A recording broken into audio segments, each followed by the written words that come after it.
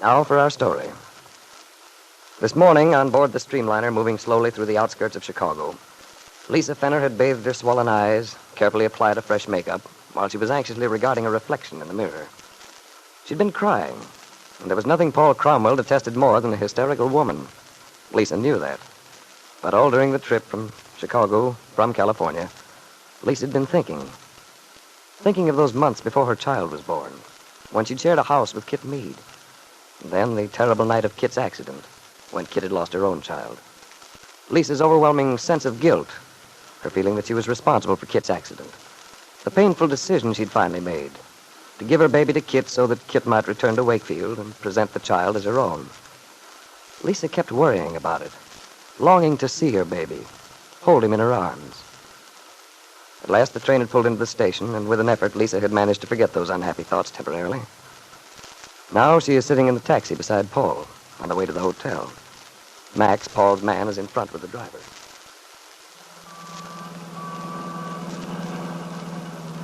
Well, here we are, Lisa, in the big city. Yes. Seems so noisy. All the people, the traffic. Well, remember, Lisa, we've been leading a rather cloistered life. Chicago's bound to be a contrast. Personally, I find it rather a pleasant change, all the hustle and bustle. And perhaps I'm just a country girl at heart. Big cities always make me feel lonely, a stranger. You oughtn't to feel too lonely here in Chicago, Lisa. You know, there's a very old friend, very close friend of yours in town. I suppose you mean Lance. Yes. I imagine one may properly refer to an ex-husband as a close old friend. Might as well call him that as anything, I guess. Rather a difficult relationship to describe. I gather, then, that you did see the notice of Lance's opening at the Cobra Room? Yes, I saw it. Odd you didn't mention it. There didn't seem to be much point. Well, perhaps not. But surely you intend to see Lance, don't you, Lisa, while you're here? Why, no. What would be the use, Paul? Oh, I don't know. I just thought it might be a good idea for you two to get together, talk things over. But why should we? What are we to say to each other? Well, you never know. It's been so long since you and Lance had your difficulties, you may find your feelings for each other entirely changed. Changed? Well, yes, you might fall into each other's arms with loud cries of joy. Have a happy reconciliation. Would you like that, Paul? You'd have nothing at all to worry about then, with me out of your life. Oh, Lisa, good Lord, where's your sense of humor? I'd hardly be likely to say something like that if I meant it seriously. Oh, I'm sorry, Paul. It just didn't sound very funny. Oh, you're tired, Lisa. You need a good rest. You haven't been yourself for months. I try not to bother you, Paul. But it's so hard. Yes, I know it is. Things have been difficult for both of us, but you must be patient, Lisa. We'll get the whole mess straightened out soon. Your divorce, everything. I hope so. We will. Believe me. And it'll be easier with Lance here in Chicago, too. And I'll get in touch with Kit. We'll arrange to meet her, sign the baby over to her legally, and... Yes, Paul, yes. And then what? And then? Well, I expect we can settle down then. Begin to live more normal lives. You can get back on your feet. I mean, what about us, Paul? You never want to talk about us, our plans, our future. Well, perhaps that's your fault, Lisa. You don't make it very pleasant for me, you know. You're so nervous, irritable, like this morning on the train, all those wild statements. What wild statements, Paul? What makes you think... All that incoherent talk about wanting your baby back, after the trouble we went through, after you made the decision of your own accord. Paul, I meant what I said on the train about my baby. I meant every word of it. I do wish I had my baby. I wish I'd never agreed to give the baby to Kit. They arrived at the hotel then, and Paul Cromwell had no opportunity to answer Lisa's alarming confession. No opportunity to reason with her, in the flurry of unloading luggage and registering for their rooms. Paul took Lisa up to her room, arranged to meet for lunch downstairs later, and at last, somewhat wearily, arrived at his own quarters. Max was there already, unpacking the bags. Home at last. Yes. I've ordered some ice and soda water, Mr. Paul. I thought you might want a highball. Thanks, Max. I had an idea that you would need one. Yeah, you're right, Max. All those gloomy predictions you made were just about on the mark. I'm afraid Lisa may do something crazy, something to upset all our plans. Pardon me, Mr. Cromwell, but what exactly is Mrs. Fenner's position at the moment? You always put things so discreetly, Max. Well, at the moment, Mrs. Fenner's position is that she wishes she'd never given the baby up. She wishes she had it back. That's what I feared. It's odd, Mr. Cromwell. I've never been able to understand clearly just why Mrs. Meade was so determined to have that child in the first place. It seemed rather inconsistent with her character. Yes, I know. I've thought of that, too. But according to Kit herself, it had something to do with Wakefield. Her position there, some such thing. She was never very clear about it. You know, Max, the sort of ideas women get in their heads. Well, I'm not sure I do. Well, so far as I could see, Kit had some quaint idea that she'd give Bill Meade the child in exchange for a divorce. Something like that, anyway. A trade, you might say. Rather an unusual arrangement. Mr. Cromwell. What, Max? I was thinking. There seems to be something missing, some clue which might make the entire thing very clear. I wonder what it can be. Well, I'm in no mood for detective work. All I know is that I've done my best to keep my end of the bargain, to keep Lisa contented. However, if Lisa decides to kick up a row, well, anything could happen. It would be awkward, to say the least. Also, I might remind you again that Chicago is uncomfortably close to Wakefield. That's what worries me. If Lisa were to take it into her head to go there, to try to see the child, well, it doesn't bear thinking about. Mr. Cromwell. Yes? If you would pardon me for being perhaps a little blunt. Oh, go ahead, Max.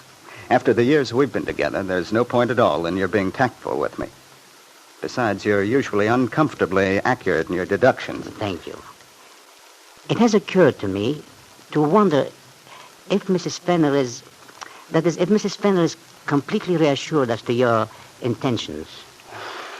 Well, frankly, Max, I'm beginning to fear that Lisa is not reassured, as you put it. I was afraid so. It's most unfortunate. Excuse me, Mr. Cromwell, but another question has entered my mind lately. It seems rather peculiar that Mrs. Meade has been so irregular in communicating with you. One would have thought under the circumstances... I know, Max. I have rather looked for a letter from Kit, even though she's a very poor correspondent. Perhaps I should... Yes, I think I'll go down there at once, Max. To Wakefield? Uh-huh. See what the situation really is. It might be wise. Especially since Mrs. Fenner is so disturbed. Exactly. Look, Max, ring up the desk, will you? See about getting tickets for tomorrow. Yes, Mr. Cromwell. Shall I send a wire to Mrs. Meade? Tell her when to expect you? No, Max, I think not. But she might be out of town. Oh, I doubt it, with the baby and so on. No, I expect Kit's simply marking time, waiting to hear from me. Perhaps. Besides, you know how these small towns are. Everybody for miles around knows about it when someone gets a wire. No privacy at all. It might be unwise. Very well, Mr. Cromwell. Then you prefer to arrive unexpectedly. Surprise, Mrs. Meade? Yes, Max. That's it. I'll surprise Kit. Well, Paul, Kit Meade will certainly be surprised at your unexpected arrival. But not pleasantly so. But you may be surprised yourself, Paul, when you discover the true situation. When you learn that Kit has not kept her end of the bargain. She promised to divorce Bill Meade, arrange her life so that she'd be free to establish one with you. Yes, Paul, you will indeed be surprised when you learn that Kit, instead of suing Bill Meade for divorce, intends to contest the divorce. Now for our story. Lefty Larkin looked very uncomfortable. He was sitting bolt upright in the straight-back chair Aunt Mary usually favored and was wearing a brand-new two-tone lounging jacket, his Christmas gift from Peggy Douglas, Aunt Mary's niece. On his face was an expression very much like that of a small boy dressed for church. Suddenly he got up, looked around him guiltily, and quickly removed the jacket, which he hung carefully over the back of the chair. Then Lefty tiptoed to the hall closet, and after some rummaging around, pulled out a drab, faded brown sweater, patched at the sleeves. He put this disreputable garment on, and with a great sigh of satisfaction, Lefty seated himself in the armchair, leaned back, and filled his pipe. The aroma of the tobacco soon rose and mingled with the spicy odor of the freshly baked cookies Aunt Mary was baking in the kitchen. A few minutes later, Aunt Mary herself entered, paused in the doorway a moment with an amused smile. Well, Lefty, Oh, what are you welling about, Aunt Mary? wherever did you dig up that disgraceful old sweater? Peggy said she'd hidden it so you'd never find it. She did, eh? Well, I found it just the same. But don't tell Peggy. I just wear it when she's not around. Oh, but Lefty, it's all worn out. And Peggy was so pleased with the way you look in your nice new jacket. Don't you like it? Oh, sure. I like it fine, but holy smoke, I feel like some college boy or something. It's too fancy for me. I'm no dude. Oh, Lefty. Well, darn it, I don't feel right in it. Anyway, not for wearing around the house. But promise you won't tell Peggy. All right, Lefty, I'll keep your secret. But really, you're as bad as Randy with that old football sweater of his. I don't know. A guy gets attached to a thing he's had a long time. I never do feel right in my clothes until they're sort of broken in. But by the time they're broken in, as you call it, Lefty, they're all worn out. Still, I guess you're entitled to your little idiosyncrasies. It's like me with my old thimble. I've had that thimble since I was 12. My mother gave it to me for my birthday. I just can't sew without it. That's funny, Aunt Mary. Did you ever stop to think about little things like that? Like your thimble, of how it stayed the same all the years? Well, people are changing all the time. Yes, I have, Lefty, many times. I suppose that's why we cherish such things. Because of all the associations, the memories they bring back. I know I could buy a much better thimble in the store right now. That one's always been a little loose. But it wouldn't be the same. No, of course it wouldn't. When my sister Joyce was little, we used to play games with it. And once, when one of my aunts married, Mother baked it in the wedding cake for good luck. My, I was so proud of that. I'll bet you were. You must have been a cute little kid, Aunt Mary. Ah, Lefty, that was such a long time ago. Oh, no, it wasn't. Yeah, I can just imagine you. Something like Peggy was then when she was little. Long curls. Well, I hate to disappoint you, Lefty, but I had pigtails and freckles, which made me very unhappy. All the same, you can't tell me you weren't a cute little girl. I just won't believe it. No, it was Joyce who was the picture book little girl. She did have curls. Peggy looked a lot like her at that age. Yeah. I mean, you can tell from those pictures in the album. Yes. Joyce was a very lovely young girl. She was 18 when that picture over the mantel was taken. It was her birthday.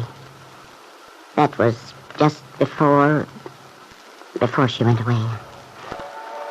Uh-oh, 7:15. We better get that batch of cookies out of the oven before they burn. Oh, Joyce. If Aunt Mary only knew that you were my wife, Peggy's mother. Have I been wrong not to tell her? Not to tell Peggy? If Peggy knew that I was her father, maybe I could help her now. Help her with all her troubles. Oh, I'll get it, Aunt Mary. Thanks, Lefty. I have my hands full. Oh, good evening, Lefty. Good evening, Bill. Is Aunt Mary at home? Yes, she's here, Bill. I wanted to talk to her a few minutes. I guess it can be arranged. Come on in. Thanks. Come on in. Thanks. She's out in the kitchen making some cookies. Oh, I thought something smelled good. Well, how have things been with you, Lefty? Haven't seen you in a long time. I'm all right, thanks. Well, you might as well sit down, Bill. Aunt Mary will be in pretty soon. Thanks. It's pretty cold out tonight. Yeah. Generally is in the middle of winter. Yeah. Mr. Bowman was asking for you the other day. What's on his mind? Oh, he just wondered if I'd seen you, how you were. Well, you can tell David that I'm getting along just fine. He'll probably be disappointed to hear it, too. Oh, no, Lefty. Oh, you're all wrong. Mr. Bowman's very fond of... Bill Meade, is that you? Yeah. I hope you don't mind my dropping in. Well, of course not. Why don't you come on out and say hello? Oh, thanks, I will. Excuse me, Lefty. Sure. Run right along. Hello, Aunt Mary. Hey, it smells good out here. Well, the oven was nice and hot, so I thought I'd make a batch of cookies. Here, Bill, try one. Oh, thanks. Gosh, this reminds me of home when I was a kid. Boy, these are good. I'll give you some to take back with you. You can have them with your coffee in the morning. Oh, that'd be swell. I especially wanted to talk to you tonight, Aunt Mary. You've been such a lot of help. Oh, all I've done, Bill, was try to help you clear things up in your own mind. Yeah, but that's just what I needed. And I'm very grateful to you. I saw Ben Calvert and Kit last night. Went over to the house on 11th Street and gave them my answer. Oh? I told them I was prepared to fight for custody of the baby if necessary. Or in other words, you turned down Ben's offer. Yeah. It was the only thing I could do and keep my self-respect. Well, I think you're right, Bill. After all, what Ben suggested was practically like offering you a bribe. Well, that's the way it looked to me. Kit's being willing to give me a divorce if I'd give up my son. Naturally, you couldn't accept a thing like that. I'm sure I can't imagine why Ben would think for a minute that you would. I don't know. Of course, he doesn't have a very good opinion of me. He was sure burned up about my turning him down. Ben would be. He ranted and raved, threatened to make things good and tough for me. Well, doubtless Ben will try to. But thank goodness you have a good lawyer. If worst comes to worst, and you do have to go to court, there's every reason to hope that things will work out for you. Gosh, Aunt Mary, I certainly hope so. But the way Mr. Calvert talked, I haven't a ghost of a chance. Oh, well, Bill. Ben blusters a lot. Remember that. Yeah. Well, anyway, I feel a lot better since I made the decision. Let them know where I stand. It was a pretty tough decision to make, too. For a lot of reasons. Yes, Bill, I know. But I think you did the right thing. And I'm sure you won't regret it. How's Peggy, Aunt Mary? Oh, she's pretty well, Bill. I guess she's not at home tonight, huh? No, she went to dinner with Nicholas. Oh. You've met Nicholas, haven't you? Yes, Nicholas and I had quite a talk not long ago. He's a nice boy. Yeah. I do hope he's not going to be unhappy when everything gets straightened out. Yes, so do I. But sometimes I wonder whether it's possible to be happy. Possible for anyone to be. Maybe that depends on what sort of happiness you're after, Bill. There's one sort of happiness that anyone can achieve who wants to work for it. And I think you're going to find that out. Because this decision you've just made proves that you're willing to pay the price of it. What sort of happiness do you mean, Aunt Mary? The happiness of knowing that you're doing the most honorable thing you know how to do, Bill. It's a very lasting sort of happiness. But in spite of Bill Meade's faith in Aunt Mary's opinions, he still felt rather hopeless, depressed, when he thought of his tangled life. Supposing he were to lose everything, the baby and his freedom.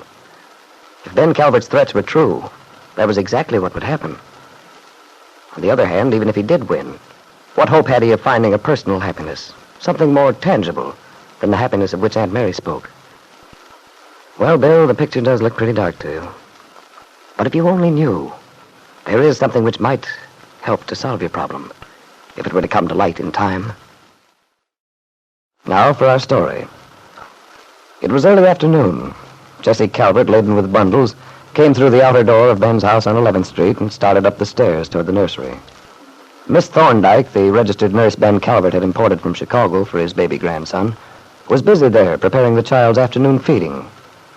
Miss Thorndyke was a slender, neat woman of about 30, with a pale face. She wore her dark hair tucked away under a stiff white cap. Her uniform was always immaculate, her voice pleasantly modulated, and in her dealings with the members of the household, she revealed all the cool, impersonal graciousness typical of her profession. She was intelligent, efficient, and unemotional, Jessie Calvert thought. That was why, as she started to enter the nursery this afternoon, Jessie paused at the doorway, startled at what she saw. Miss Thorndyke was holding the baby in her arms, and suddenly she bent her head, kissed him with infinite tenderness, looking into his face with rapt, motherly devotion. The woman's gesture was so nakedly revealing that it made Jessie draw in her breath with a slight gasp. At the sound, Miss Thorndyke looked up. Instantly, her face assumed the non-committal expression with which Jessie was familiar, and which she now realized to be a mask behind which Miss Thorndyke deliberately hid herself. Well, Miss Thorndyke, here I am. I think I remembered everything you asked for. Oh, thank you. Very nice of you, Mrs. Calvert. I ran out of the boric acid just this morning. I asked Mrs. Meade to get me these things almost a week ago. Apparently the matter slipped her mind. Yes. Well, Mrs. Meade is inclined to take her maternal duties rather lightly. Anyway, I do appreciate your bothering to pick the things up. Oh, it's all right, Miss Thorndyke. Glad to help you out. Be sure to let me know anytime there's some little thing I can do. How's the young man getting along, by the way? Well, he's just fine. Oh, my gracious, he's getting to be a fat little monkey. Tell me, Miss Thorndyke, which one of the family do you think he looks like? I've never thought much about it, Mrs. Calvert. The thing that interests me, of course, is he's healthy. Yes. Yes, that's the main thing. It's very lucky that he is, too. No reason why he shouldn't be. Proper care, good food, that's all they need. Yes, I know. Assuming they started out all right from the beginning. But, you see, there was some question about this youngster originally. Fortunately, everything turned out all right. Well, Mrs. Meade has every right to be proud of him. Has Kit been in to see the baby today? No, she hasn't. She wasn't in all day yesterday, either. Seems rather odd. Odd, Miss Thorndyke? Well, perhaps it's just that I'm accustomed to mothers who take more of an interest in their children. Of course, I realize Mrs. Meade is upset. The divorce and so on must be very trying for her. Yes, indeed. And I'm afraid it'll be some time before things quiet down. You see, there's a possibility that the divorce may not go through quite as well as everyone had expected. Mr. Meade has some ideas of his own. Oh, it's too bad things like this have to happen. I don't worry so much about the parents, but it always makes me unhappy to think of the effect these things have on a child's life. The children take the brunt of it, actually. If people only wouldn't be so selfish, so concerned about themselves. Well, you seem to feel quite strongly on the subject, Miss Thorndyke. Tell me, don't you ever get tired of taking care of someone else's children? Wouldn't you like to have your own? Oh, I'm sorry. I shouldn't have. I said something wrong. It is quite all right, Mrs. Calvert. Oh, I do hope you'll forgive me. I just didn't think. No, it's nothing you could help. You see, my husband was killed overseas. We planned to have a child. Saved our money, and then... Oh, I'm so sorry. Perhaps that's why I'm somewhat bitter about women who have children, who are lucky enough, and then don't cherish what they have. Well, good afternoon, Miss Thorndyke. Jessie? Oh, hello, Kit. Mrs. Meade? How are things going, Miss Thorndyke? Is my son behaving himself? Baby's doing very nicely, Mrs. Meade. Oh, that's good. He certainly is a healthy little animal. He's a very good baby. Yes, I suppose he is. In fact, sometimes I wonder if he isn't a little too good. Don't you think he lacks personality, character? Not at all. He's obviously a very intelligent child, Mrs. Meade. You should be grateful. My goodness, Miss Thorndyke. You sound rather like a female tiger protecting a young. Oh, but naturally I agree with you. I'm sure he possesses all of the infant virtues. I'm glad you came in, Mrs. Meade. There are a few things I'd like to check with you. Well, I'm sure they're not too important, so if you don't mind, I'd rather postpone the child care session to another time. I have some other things to do now. But Very well, Mrs. Meade. Besides, I have infinite faith in you, Miss Thorndyke. Just do whatever you think is best so far as the child is concerned. Everything seems to be nicely under control, so I think I'll run along. Well, I must go, too. Miss Thorndyke, we must continue our little talk tomorrow. Goodbye for now. Just keep up the good work, Miss Thorndyke. See you later. Well, Jessie, if you don't mind, what were you doing closeted in the nursery with Miss Thorndyke? What on earth are you talking about, Kit? Is anything wrong with my dropping in to see the girl once in a while? She's alone practically all day. It's her job, after all. Well, perhaps it is. That doesn't mean she doesn't need a bit of companionship once in a while. Heaven knows you don't waste much time on her. Matter of fact, I picked up some things she needed for the baby when I was in town. She said you'd forgotten. Oh, she did? Well, I'm afraid Miss Thorndyke is just a bit too officious for her own good. Well, I see you're in one of those charming moods of yours again. Oh, that must be Ben calling about dinner. I'll take it. Hello? Hello. I'd like to speak to Mrs. Meade. Who's calling, please? Well, is Mrs. Meade there? Yes. Yes, Mrs. Meade is here. Just a moment, please. It's for you, Kit. Thank you so much, Jessie. Hello? Kit, darling. Oh, hello there. How have you been? How have I... Now, wait a minute, Kit. You know who this is, don't you? It's Paul Cromwell. Darling, it's wonderful to hear your voice. Oh, that's nice. I'm glad to hear you've been well. Oh, I gather we're not entirely alone. You're so right. Well, then, shall I just ask leading question? That's an excellent idea. Right. Although I must say this is a rather anticlimactic conversation after months of separation. Perhaps we can think of a better arrangement later. At the moment, it's the best possible. You're always so discreet, my love. In any case, here I am in Wakefield. What? You don't mean it. Certainly. I rushed right down just as soon as we arrived in Chicago. Lisa and Max and I got in there yesterday morning. Oh, I see. Well, what's the matter, kid? You don't sound very pleased. Oh, it's not that. Of course I am. But well, I didn't think it would be so soon. Soon? Well, at any rate, here I am. And, Kid, I've got to see you. It's been centuries, darling. I feel like a schoolboy. You sound rather like one, too. Well, at least you haven't changed. Still the sharp little knives, eh, Kid? Well, never mind. I love you, knives and all. When can I see you, dearest? Possibly this afternoon. Wonderful. In about an hour, I tell you I'm languishing away in this beastly hotel. All right, then. I'll do the best I can. But you'll hurry, won't you, Kid? We've so many things to talk over. You've no idea what I've been going through. Personally, I've been having a simply lovely time. Oh, you poor darling. I can imagine. Well, never mind. We're almost out of the woods now. I wonder. In any event, we'll have a good long talk and get all the loose ends tied up, eh? Look, you know the little bar here at the hotel? Yes, only too well. Well, suppose I meet you there at 4 o'clock.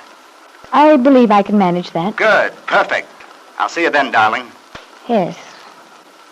Goodbye.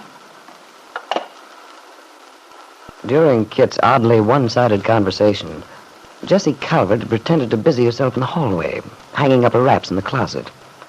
And as Kit hung up the receiver, Jessie's observant glance told her that Kit was extremely nervous. Why, Jessie wondered. Who could the mysterious caller have been? The voice she'd heard sounded familiar somehow, but at the moment she couldn't quite place it. Jessie would have been surprised and very satisfied, too, had she known that the man who'd been obviously reluctant to give his name was Paul Cromwell. That Paul Cromwell was actually in Wakefield, and that his presence there had thoroughly terrified Kit Meade.